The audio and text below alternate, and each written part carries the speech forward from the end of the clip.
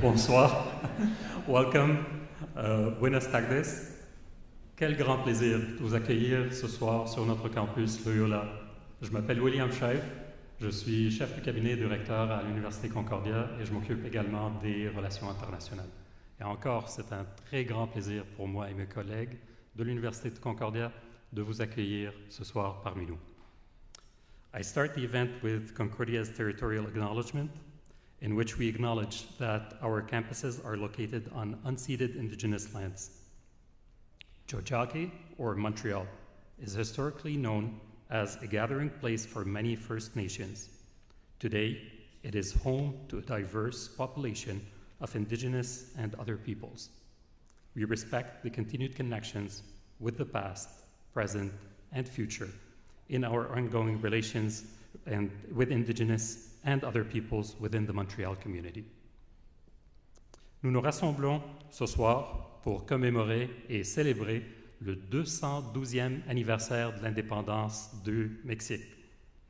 Ce fut alors la naissance d'un pays connu pour ses couleurs, ses saveurs, son peuple divers, aimable, et aussi pour sa culture si riche. Et qui dit culture, dit langage, on parle de musique, un langage international. Et c'est ce soir la raison de notre rassemblement. J'aimerais remercier, en plus de votre présence, j'aimerais remercier Monsieur le Consul du Mexique, l'équipe du consulat, l'OACI pour leur soutien, et aussi pour Professeur Saint Martin qui va nous partager avec nous ces pièces de musique qu'on va attendre. Alors, sans plus tarder, je vous souhaite une bonne soirée, bienvenue et muchas gracias. Viva México! Hola a todos, bonjour à tous, hello everyone. My name is Eldad Sabari. Name Eldad, sometimes people, friends call me El Papa. I am chair of the Department of Music. Je suis très heureux de vous accueillir à cet événement spécial et à ce concert. Me siento honrado, me siento honrado de tener al señor Fernando Saint Martin con nosotros para presentar esta herencia musical mexicana única. I'm pleased to welcome you on behalf of the Department of Music, which is known for its diversity and especially of people, of styles, jazz, electroacoustics, classical, indie. We mix often with other arts as well because we're part of a larger fine art faculty. And also on behalf of the Faculty of Fine Arts, which is very known for its unique research approaches that are very socially aware and environmentally aware. And Dean Annie Gerard sends her regards. She really wanted to be here, but she couldn't. So we're very honored and very happy to be part of this event. And I'm looking forward, very curious, very excited to hear this new old music from Mexico. And I thank Fernando for bringing it to life for us.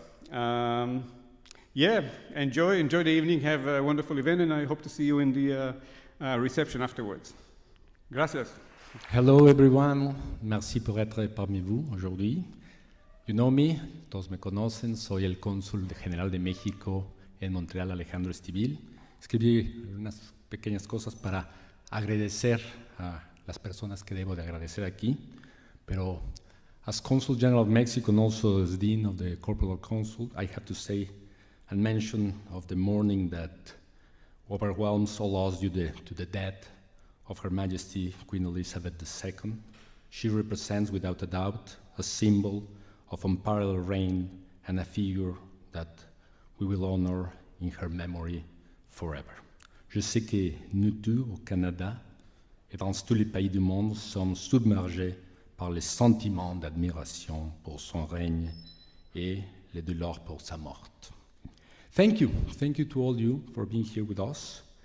I have to say that this is part of the many different activities that we're going to do for this 212th anniversary of the beginning of Mexican independence. Bienvenue à ce concert qui fait partie des différentes activités que nous faisons pour la fête nationale du Mexique.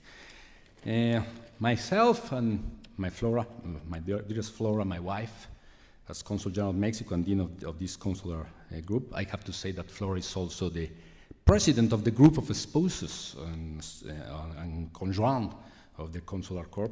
Greatly appreciate your presence here. In this occasion, as you may see, we are doing something different to commemorate. There will be no speeches, although I'm giving a little speech, but it's only to say thanks. And it's a more relaxed protocol.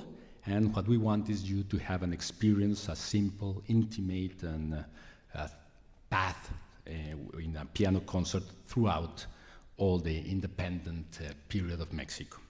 I have to say thanks first to Concordia. Concordia has been great all this. Of course, the two people that preceded me here speaking, William Chaiv and Savare Eldad, the chair of the music department. But also to the dean, to the great international coordinator Julio Sevilla, thank you.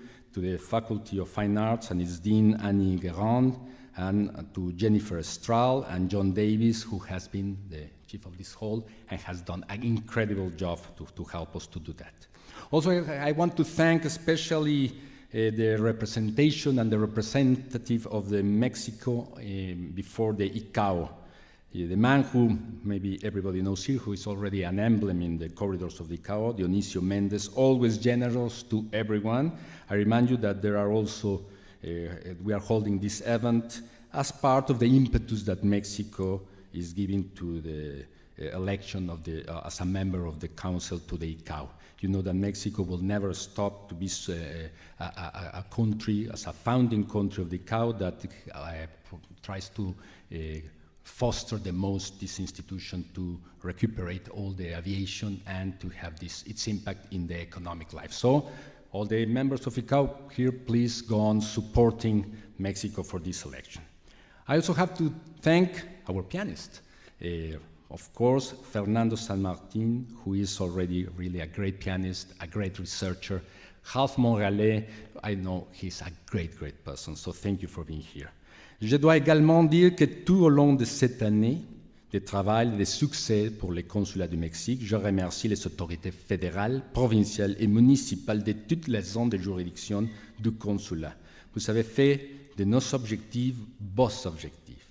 Ce fut une année pleine de succès, malgré ce que cela signifiait la sortie de la pandémie. We had more activities than ever during this year, more outstanding initiatives such as our health and financial advisory windows, which started this year. And also I would like to thank people like the Conseil Coordinatrice des Entreprises Mexique-Québec, who has helped us a lot, Desjardins, who has helped us, CAFLA, the CRIC, Dr. Mario Molina, and a lot of the activities we have done with the business empowerment activity of Mexican women in Montreal, which has been a real success during this year. I can summarize all that in one sentence. When there have been great challenges, we have offered work, decision, and great solutions. I have to thank my team. All that would not be possible with the help of all this incredible team in the consulate. I will mention, just because this is a concert, the cultural attaché, Lourdes Sáenz. She's responsible for achieving this great goal. So thank you, Lourdes. But everyone in the consulate has made such a positive commitment, and I want to really immensely them to enjoy this concert. Finally, since this is an university venue, I want to dedicate this to the academic environment and especially to the students. Mexican students, many of them are here, and they are our special guests. Thank you. You are the future, and today, more than celebrating years of facts that passed, recognized in Mexican piano music, we take the platform of that creativity of the past to celebrate the future the university like Concordia built for our communities and also for our students. So thank you very much, and I leave you with Fernando Saint Martin. Thank you.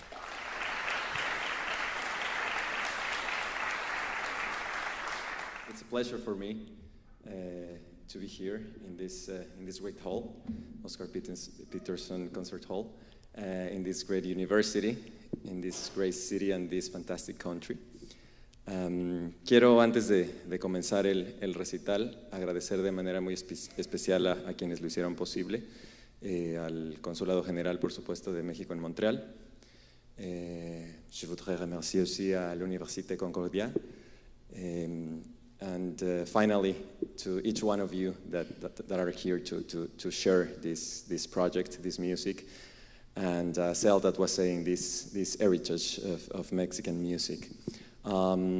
I think I'm gonna stay on English to give these little explanations and this little context about the music we're gonna hear today.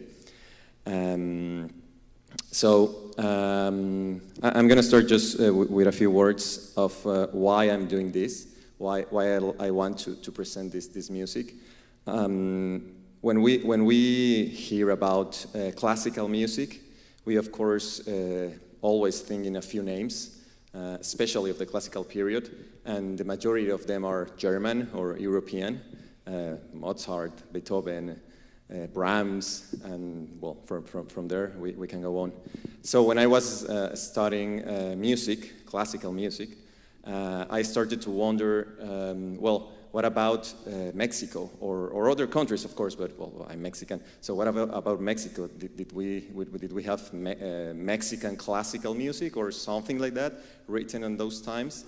And it was shocking that I couldn't find a lot when I was in school. Maybe now, if I would be in school now, it would be much better. But when I was in school some years ago, it was not taught. We've never been taught about this kind of music. So I started a little bit of research about this music. Well, first of all, to find out if there was some, and to my surprise, I found some examples. Of course, there are some people that are working on this since many years ago. So I contacted them and started to try to find this kind of music. So I'm gonna tell you a little bit about each piece, especially from the first two pieces. Then I'm gonna mix with something else. Then the fourth piece is also from these times, and later on I'm gonna continue with music that it's a little bit more known, Mexican, of course. The design of the program has, let's say, two main lines.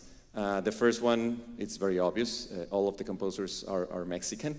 And well, now I will say some details, because maybe we couldn't technically say that all of them are Mexican, because some of them were composing music when Mexico was not Mexico yet.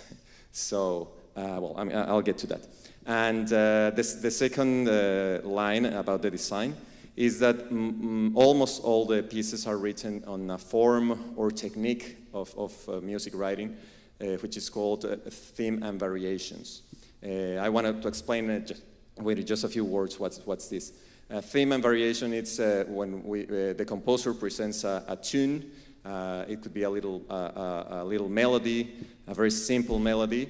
Usually it's presented in a very simple way, and after that it's repeated a certain amount of times. It could be 4, it could be 5, it could be 7 times. But each time that is presented, the composer changes something. It could change maybe the way it presents the harmony, or the way it presents the melody. It can change a few notes. It can the composer can add a lot of notes. You'll see. So that's what we're going to be mainly hearing today: pieces in form or technique, or using the technique of theme and variations. The first piece we're gonna hear is a piece composed by Manuel Antonio del Corral, which is called Andante con Variaciones. As I was telling you, technically this piece was not composed in Mexico. It was composed in the New Spain, La Nueva España. And Manuel Antonio del Corral was not a composer born in Mexico. He was a Spanish composer that came to Mexico in the times of La Nueva España, and he wrote, well, this piece and many other pieces. And I just want to tell you a few things about him. He's a particular character, because he was very patriotic with the Spanish crown. So when he lived in Spain, he was writing about many things in politics. So when the French army invaded Spain, he wrote music against the French. So he had to come to La Nueva España, exiled because of this. And then when Mexican independence, the movement of Mexican independence started, he started again I think he didn't learn his lesson. He started to write music against the insurgentes, against the movement. So at the end of his life, he had to run to Cuba because of the same reason. So let's hear this Andante con Variaciones of Manuel Antonio del Corral, and well, you can hear this that I told you about the theme and variations.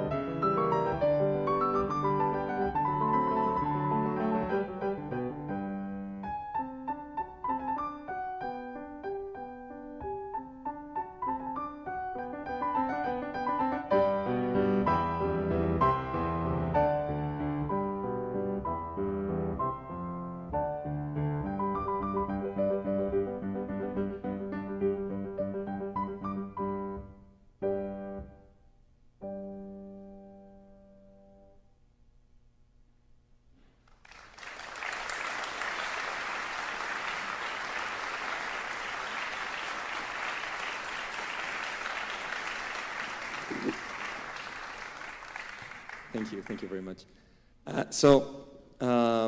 When we think about the term or the idea of Mexican music, we would never think about something about this, right?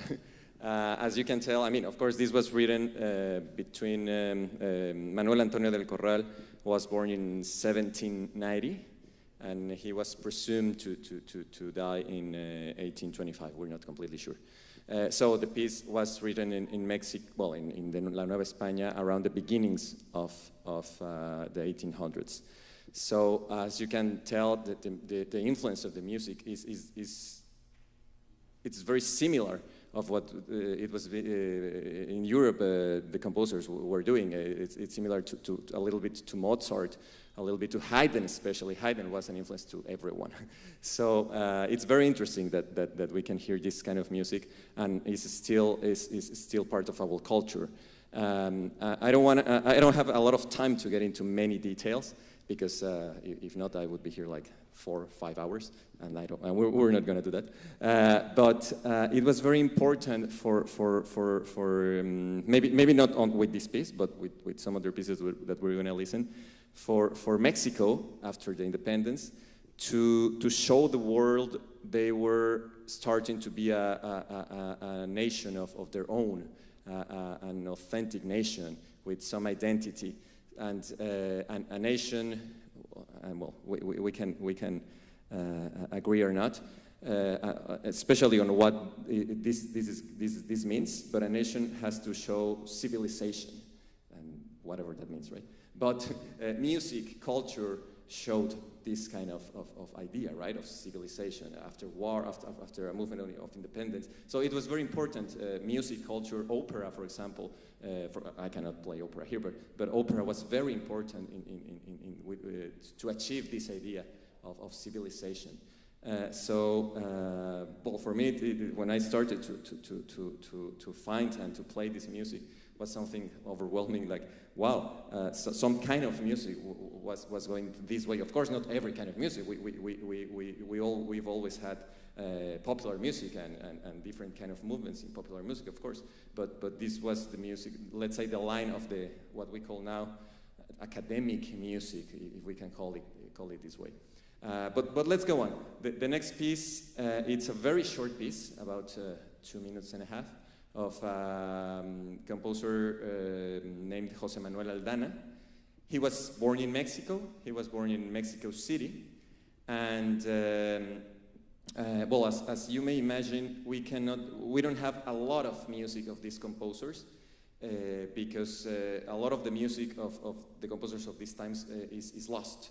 It could be burned in wars, or I mean, in these kind of movements. It could be lost, stolen also.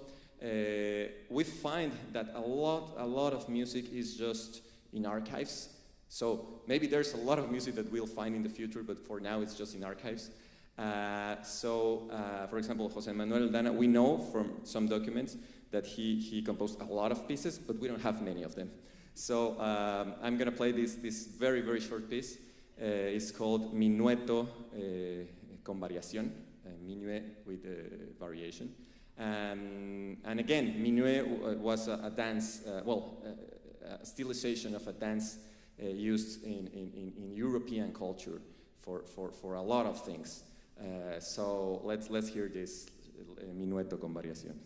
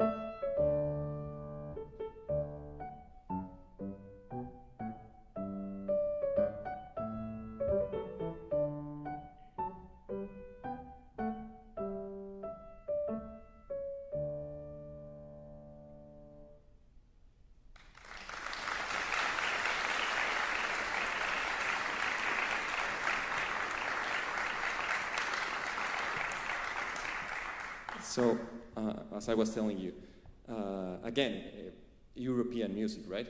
I mean, of course, well, maybe I'm crazy, but sometimes I can still find a different flavor.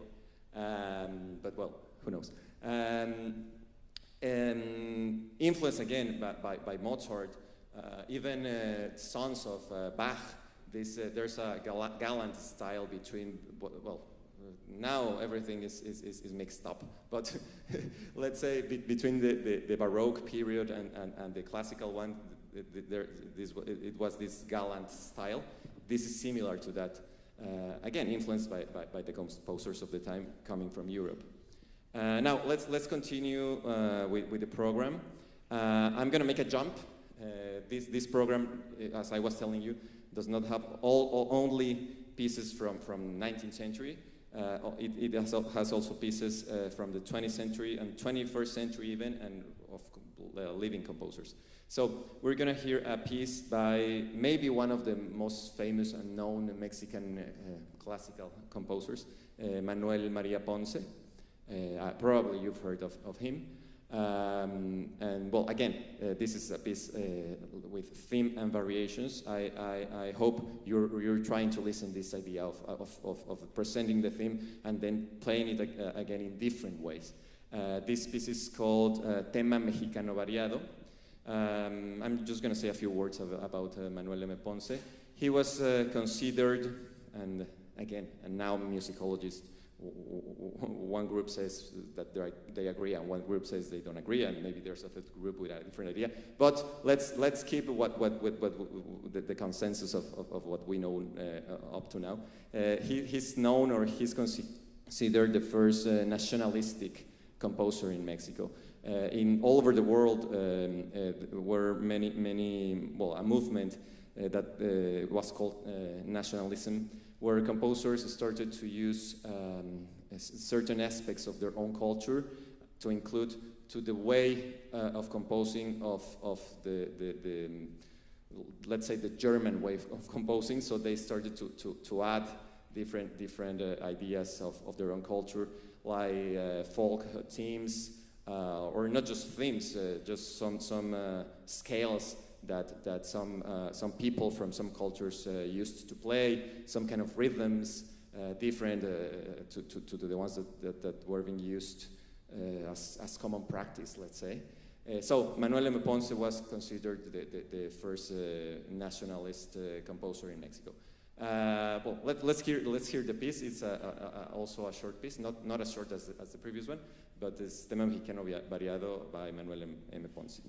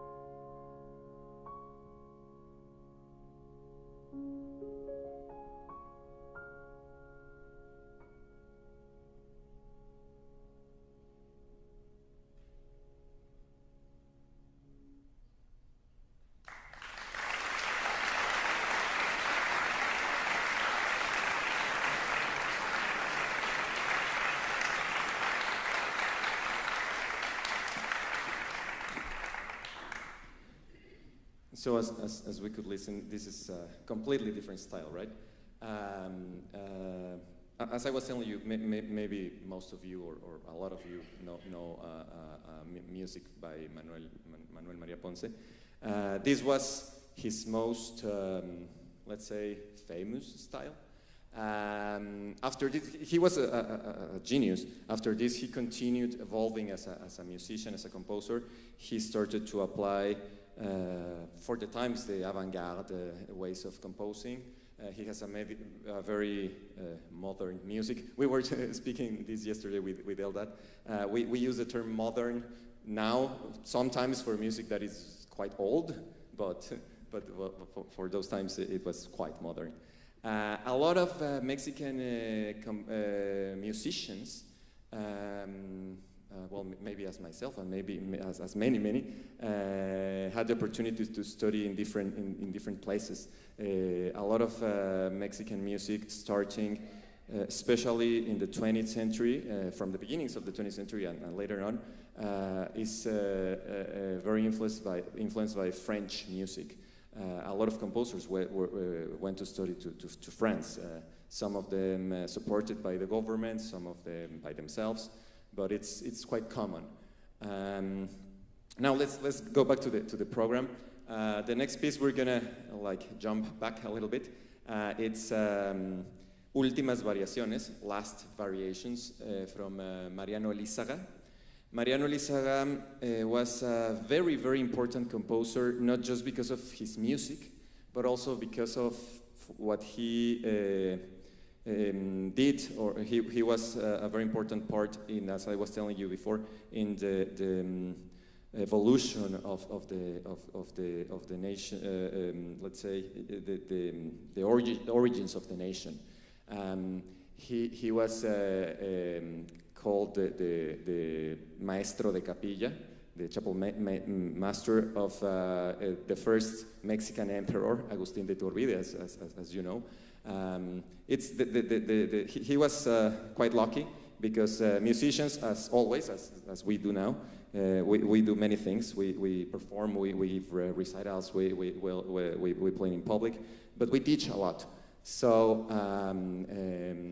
learning music in Mexico, not just in Mexico, but we're talking about Mexico, it was very important to show, as I was telling you, a certain status, a certain degree of civilization or education.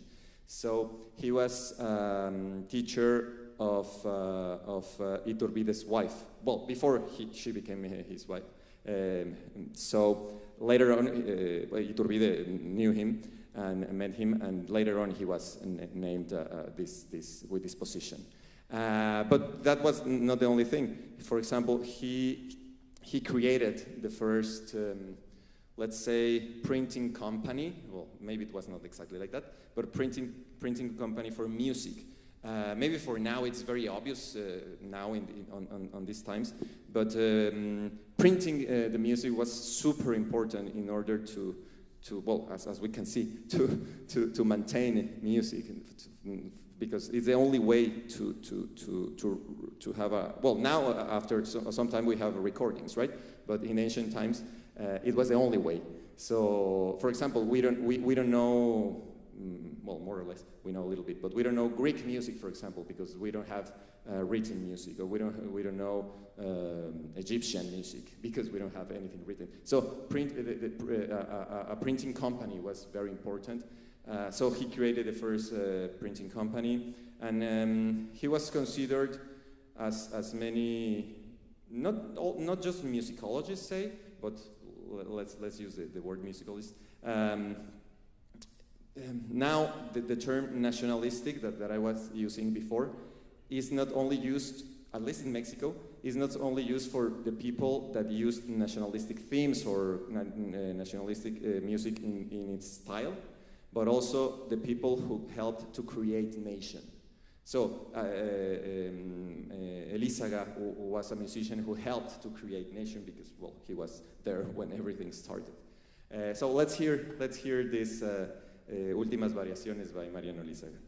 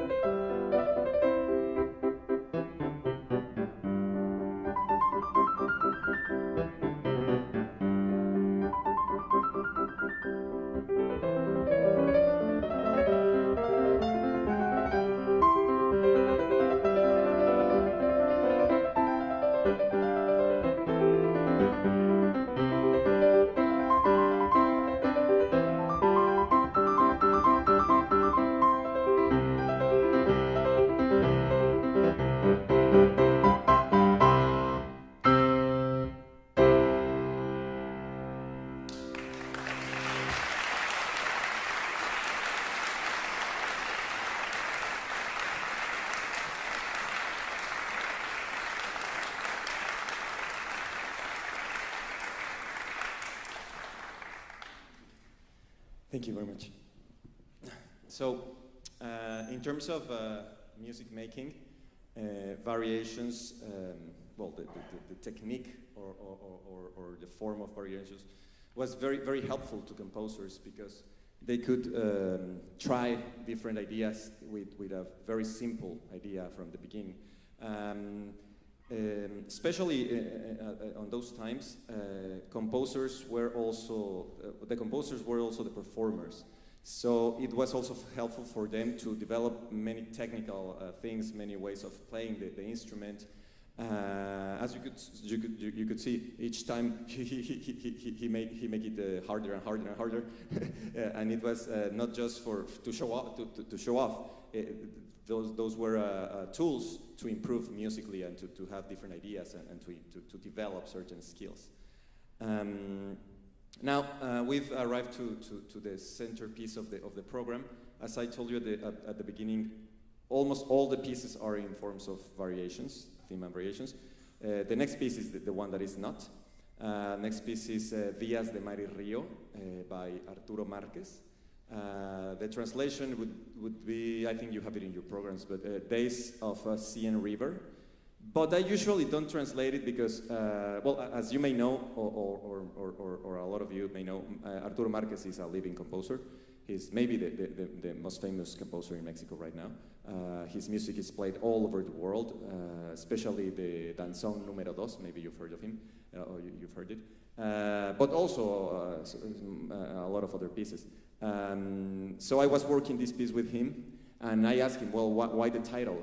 Because I was imagining a lot of things with water and maybe not a lot of amount of water with the river, and a large amount of water with the sea. And maybe, I mean, maybe we can hear these kind of things in the music. But when I asked him why the reason of the title, it was very funny for me because he told me, well, the piece is dedicated to Mario Rangel, which is a painter, a friend of him. And so it's Mario, it's Rio. So he told me it's just because of that. And I was like, oh wow, I was like imagining. But well, that's why art is made, right? I mean, we can have different interpretations, and we have different ideas about playing the music. So, well, I just wanted to tell you this story. Let's hear this piece, and after the piece, we'll continue with the last pieces in form of theme and variations.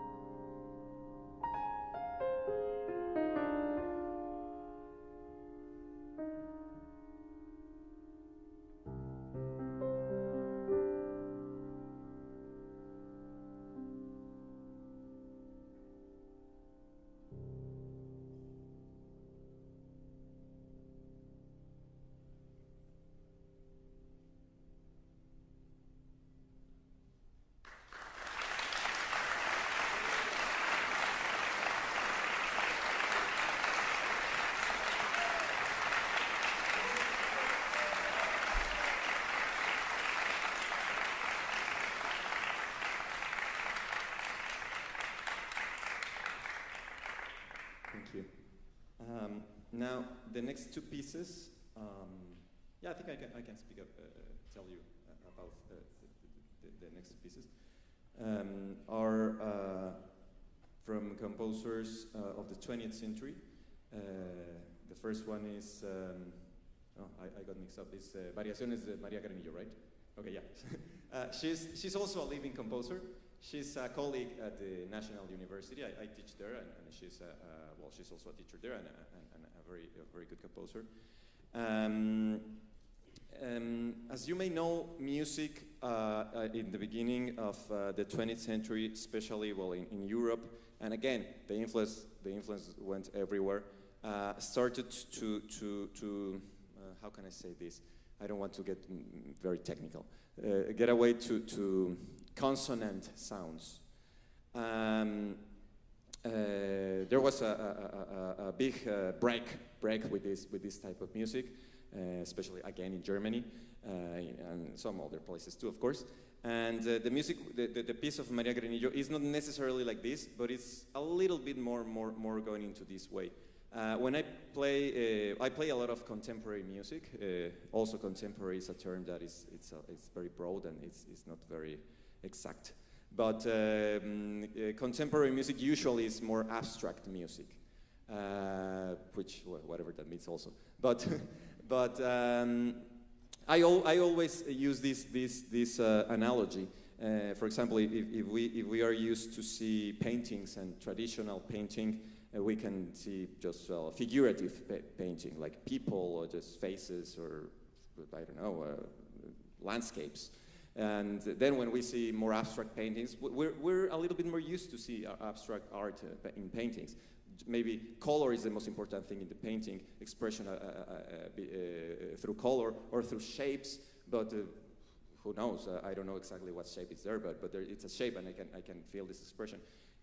The contemporary music is going more or less to this way. I mean, maybe we cannot identify a tune or identify a melody. Sometimes we can, sometimes we not. But the aspects or elements of music are there. We can hear, of course, sound, but we can hear different dynamics. It could be louder. It could be softer. It could be more dense. It could be very clear. I mean, there's a lot of things that we can hear. This piece is, as I was telling you, quite traditional, but it's a little bit more into this abstract idea. But it's still in variation technique, so we're gonna listen the theme and then how the composer changes it. Let's listen to it. Oh no, I told you I was gonna speak also. How about the second piece? The other piece, the second one, it's Variaciones sobre una canción francesa, variations on a French tune. Of Joaquín Gutiérrez Heras. This piece was written for harpsichord or piano. Joaquín Gutiérrez Heras was a fantastic composer. He passed away 10 years ago. I had the opportunity also to work this piece with him, as I worked the other piece with María Granillo. It's very important for living composers and performers to work together. Joaquín Gutiérrez Heras is maybe you haven't heard about his name, but I'm sure you've heard his music because he wrote a lot of film music, a lot of the movies that are from let's say, well, he was born in 1927, so from the 40s to the 2000s, a lot of Mexican movies are accompanied by his music. Maybe next time you see a picture, a movie, you can try to find if it's Joaquín Gutiérrez Heras who composed the music. Let's hear both pieces. Well, one after another, of course.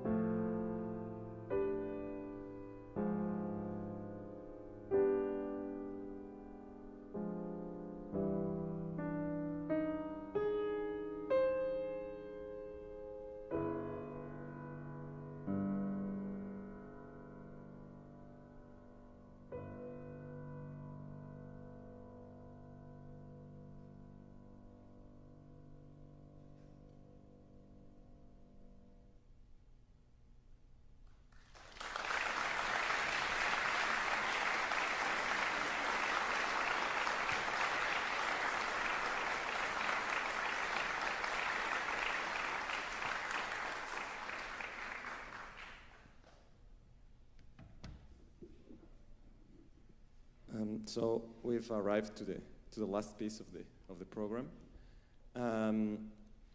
As I was telling you at the beginning, or I don't know if I said it, but I think so. One of the main goals of this project, well, this program is a little part of the big project that I'm working on. The big project is like 4 solo programs and 7 pieces for piano and orchestra and some other stuff. But well, this program was designed also to try to show a span of different styles, and of course it's impossible to show in one recital everything that we do that composers or musicians do in Mexico. But this is a little let's say a very small part of what we do. But I think you can have an idea of what we call Mexican classical music. As I was telling you at the beginning, usually when we hear the term Mexican music, we imagine something different, very different, which is also super, well, for me, I love it, and it's very important, and it's part of our culture, and I just wanted to show a different thing. To end this program, I'll play the, I don't know how it's written on the program, but the original name of the piece is Thème varié. It's written in French. Ricardo Castro was one of the most, maybe as Franz Liszt is known as maybe the best pianist of all times. Ricardo Castro is maybe the Liszt of Mexico. He was an amazing pianist and composer. He went, as I was telling you at the beginning, he went to Paris to study. He composed a lot of music, mainly for piano, but also some chamber music and some other stuff. Cello Concierto, for example, is amazing. But he had a very successful career as a pianist in Europe. So a Mexican having a successful career in Europe at those times, well, even now, but at those times, it was very rare. So he was very important because of not just because of that, but that was one important thing. He was influenced, by French music, especially. But in the next piece, we're gonna go back, of course, in time. Ricardo Castro was a 19th century composer. He lived until 20th century, but his style was influenced by Chopin. You're gonna listen a little bit of Chopin. For example, the last variation is a Polonaise. Of course, the Polonaise comes from, especially for piano, from Chopin. But the piece actually is based on a piece by Schumann. Schumann wrote Etude Symphonique. It's a piece that is written in theme and variations. And I'm not saying it's a copy, of course, but it's based in terms of a little bit of the structure of the variations, on the way of the use of the pianistic tools. So it's very interesting. Again, influence is all over the place, but as I was telling you, with its own flavor. So well, let's hear it, and let's hear the last piece.